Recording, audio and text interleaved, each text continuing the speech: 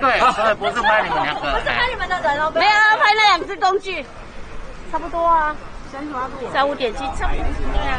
彻底把额可是我觉得你们有这么低吗？可以吗？小分子在这边。这回答不对吗？你把它紧紧。有。真是太低了啦，我还太低了嘞。我要搓一搓，搓20秒才有用。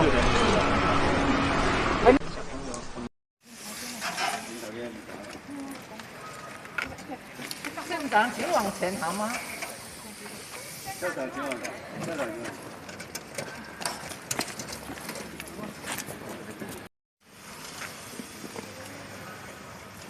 我们一个预警就容易做这样的动作，这公共区域的地方，就是确保说孩子做出来。15号即将开学哦，那在这个过程中，那我们的教育处跟我们各级学校做了非常多的努力哦。第一个，那每个学校一定要成立一个防疫的一个这个单位，那由学校校长来主政。那从我们刚刚看到校长从门口进来，那这已经是第2阶段的一个这个筛检了哈。有状况，我们的这个健康人员马上会再进行评估。那有必要就直接就请他回家送到医院去了哈。那健康的孩子进来到这边，我们也看到学校除了我们的各乡镇市公所配合户外的一个消毒之外，那有关于孩子的这个游具各方面，学校也请专人去做相关的一个消毒。那在教室的部分的话，我们也责成老师去做好这个相关的一个消毒工作哦。那最主要就是说能够这个让我们的这个防疫无死角，让孩子在这边就能够这个安安全全、快快乐乐在这边做学习哦。那我们从我们这个武汉肺炎开始，县政府就跟我们中央都做了防疫中心，那都做了非常好的一个联系哦。那任何的状况，我们都会在第一时间里面来做相关的这个反应跟卫教。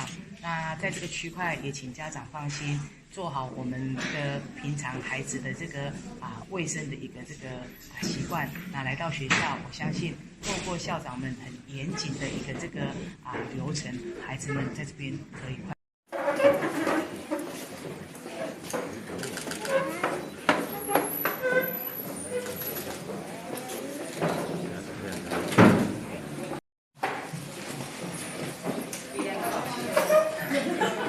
小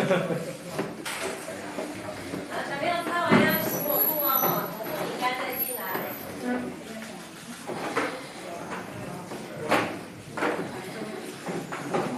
这个。防疫大作战！你紧张到啥？防疫大作战！快一点啦！